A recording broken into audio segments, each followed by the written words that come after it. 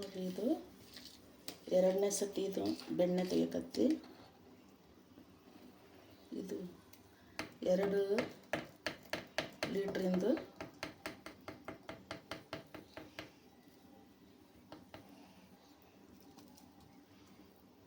ಚೆನ್ನಾಗಿ ಇದು ಆಗಬೇಕಾಗಿತ್ತು. ನನ್ನ ಮಗ ಓದಿದ್ದಾನ, ಸ್ವಲ್ಪ ಮಿಸ್ಟೇಕ್ ಆಗಿದೆ. ಇನ್ನೂ ಚೆನ್ನಾಗಿ ಹೊಡೆದ್ರೆ ಇನ್ನೂ ಚೆನ್ನಾಗಿ ಬರುತ್ತೆ. ಇದು 2ನೇ ಸತಿ ಬೆಣ್ಣೆ ಮಾಡಕತ್ತಿ. ಚೆನ್ನಾಗಿ ಹಾಲು ಕಾದ್ರೆ ಚೆನ್ನಾಗಿ ಬರುತ್ತೆ ಬೆಣ್ಣೆ. ಕೆಂಪಗಿರ್ಬೇಕು, ಕೆಂಪಗಿದ್ರೆ ಬೆಣ್ಣೆ ಚೆನ್ನಾಗಿ ಬರುತ್ತೆ. ಕೆಂಪಗೆ ಇಲ್ಲ ಅಂದರೆ ಬೆಣ್ಣೆ ವೈಟ್ ಬರುತ್ತೆ, ಸ್ವಲ್ಪ ಕಮ್ಮಿ ಬರುತ್ತೆ. ನೋಡಿ, ಟ್ರೈ ಮಾಡಿ. ಆಕಳದ ಬೆಣ್ಣೆ ಘಮ ಘಮ ಅನ್ನುತ್ತೆ. ಇದು ಬಿಸಿ ಮಾಡಿದರೆ ಒಂದು ಲವಂಗ ಹಾಕಿ, ಒಂದು ಎಲೆ ಹಾಕಿ, ಒಂದು ಬೆಳ್ಳುಳ್ಳಿ ಹಾಕಿ ಬೆಣ್ಣೆ ಕಾಸಿದ್ನಂದರೆ ಘಮ ಘಮ ಘಮ ಅನ್ನುತ್ತೆ ತುಪ್ಪ. ನೋಡಿ, ಟ್ರೈ ಮಾಡಿ. ನಮ್ಮ ಚಾನಲು ಸಬ್ಸ್ಕ್ರೈಬ್ ಮಾಡಿರಿ, ಫಾಲೋ ಮಾಡಿರಿ, ಲೈಕ್ ಮಾಡಿರಿ.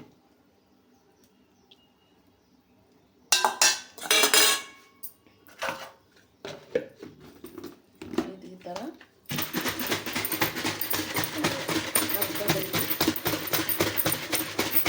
ಕರಿಬೇಕು.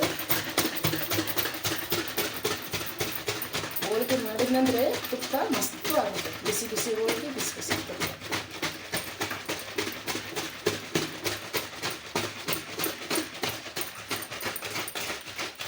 ನನಗೆ ಗೊತ್ತಿದ್ದಿಲ್ಲ, ನಮ್ಮಮ್ಮ ನನಗೆ ಇದ್ದು, ನಮ್ಮತ್ತೆ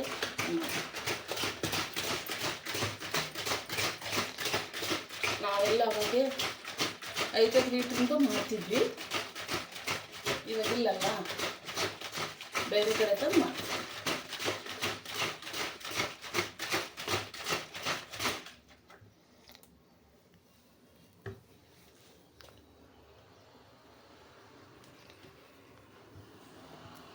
ಈ ಥರ ಭಾಳ ಟೈಟ್ ಆಗುತ್ತೆ. ನೀವು ಎಷ್ಟು ಚೆನ್ನಾಗಿ ಹೊಡಿತೀರೋ ಅಷ್ಟು ಚೆನ್ನಾಗಿ ಬರುತ್ತೆ ಬೆಣ್ಣೆ. ಚೆನ್ನಾಗಿ ಕಾಸಬೇಕು ಹಾಲು. ಚೆನ್ನಾಗಿ ಕಾಸಿ ಮೊಸರು ಹಾಕಿ ಸ್ವಲ್ಪ ಕೆನೆ ಮೇಲೆ ಬಿಡಬೇಕು. 1-2 ದಿನ ಬಿಟ್ಟು ಹಾಕಿ ಒಂದು ಸ್ವಲ್ಪ ಮೊಸರು, ಒಂದು ಸ್ವಲ್ಪ ಕೆನೆ, ಐಸು, ಫ್ರಿಜ್ಲಿಂದ ಐಸ್ ತೆಗೆದು ಹಾಕಿ ಚೆನ್ನಾಗಿ ಹೊಡಿಬೇಕು. ಗಂಡ್ಮಕ್ಳು ಯಾರು ಇದ್ನಂದರೆ ಹೊಡಿಯೋಕೆ ಹೇಳ್ರಿ. ನೀವು ಹೊಡಿಯೋಕಂದ್ರೆ ಅರ್ಧ ಗಂಟೆ ಹೊಡಿಬೇಕು ಹೆಣ್ಮಕ್ಳು ಅಂದರೆ.